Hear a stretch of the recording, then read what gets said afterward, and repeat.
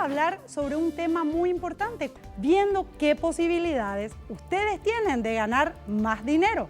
A veces pensamos que solamente los millonarios hacen inversiones. No, de hecho, un buen inicio para llegar a hacerlo es empezar a invertir aunque sea pequeñito. Ok, Leonardo López, de 43 años, llegó a mi oficina hace unos 6 años, es una persona ya cliente hace tiempo. Él es comerciante, está casado, tiene un negocio en el mercado de abasto, atiende con su señora, es decir, un pequeño negocio familiar. Ellos tienen 3 hijos en edad escolar y viven en Fernando de la Mora. Lo que les quiero mostrar es cómo él llega a la oficina y me dice lo que él tiene ahorrado hasta ese momento son 10 millones de guaraníes. Sin embargo, calcula, tiene una idea de que él podría, o sea, junto con su señora, lo que podrían ahorrar ellos en la familia son 2 millones de guaraníes por mes y que en algunas épocas del año tienen una venta superior al promedio y ahí podría tener incluso algún monto extraordinario de ahorro. Y él se fija una meta, tras por supuesto la conversación obvia de conocernos y de poder ver cuál sería su estimado, él se fija una meta de juntar 550 millones de guaraníes en 10 años. ¿Cómo hace el señor López para caminar hacia ese monto de inversión? Y ustedes dirán, ¿cómo de 10 millones puede llegar a ese monto? Fíjense, al cabo de un año, fíjense en la situación, él dice, inicia ese primer año con 10 millones de guaraníes.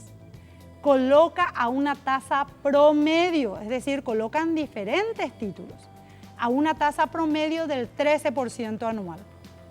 Aparte, él continúa ahorrando cada mes 2 millones de guaraníes, lo que le da un monto de 24 millones de guaraníes para fin de ese primer año, ¿sí? Al final de los 12 meses de ahorro. Tuvo un aporte extra de algunos ciclos, algunos meses que pudo ahorrar más, de 6 millones de guaraníes durante todo el año. Es decir, el nuevo ahorro durante ese primer año fue de 30 millones de guaraníes, que sumado a el aporte inicial de su primer ahorro de 10 millones, más los intereses de esos 10 millones, le sumaron 41 millones 300. Ustedes dirán, pero ¿cómo hacemos para poder ahorrar ese monto? Este es un ejemplo, es el caso del señor López. Solamente ustedes van a poder decir, bueno, yo voy a poder hacer tanto. Lo importante es entender que si el señor López hubiera ahorrado y dejado a la vista, no tendría intereses. Ahorrado y ir comiendo los intereses, es decir, usando sus intereses, no va a acumular el monto que necesita. ¿Será que todos estamos comprendiendo qué significa la capitalización de nuestro ahorro e intereses? Ese saldo que él tuvo el primer año de 41 millones 300, por supuesto no lo tocó, lo deja para seguir invirtiendo.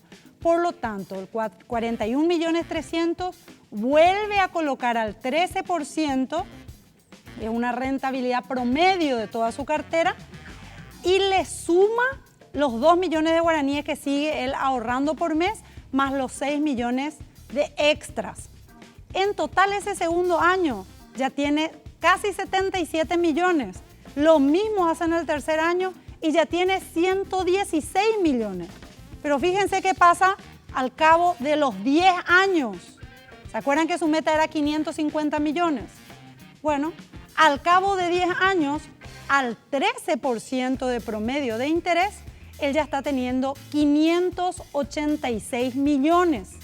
Por un lado, para efectos didácticos, se ha omitido en el análisis de los efectos de la inflación, que en Paraguay en los últimos 10 años ha sido un promedio del 8% anual.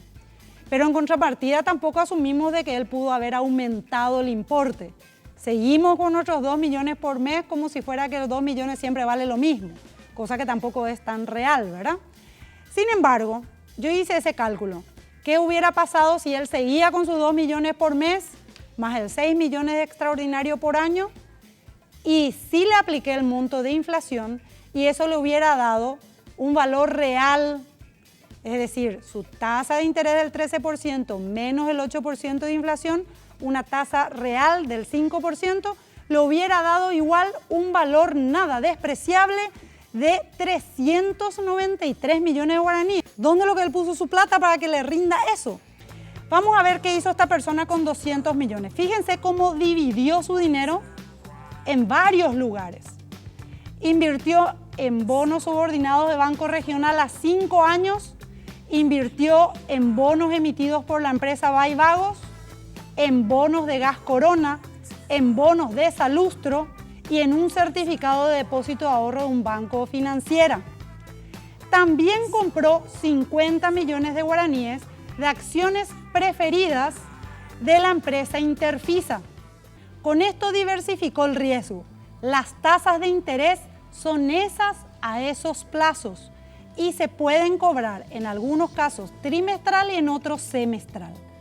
Esta aplicación le da un interés anual de 28.600.000 para una inversión de 200 millones. No está mal, ¿verdad?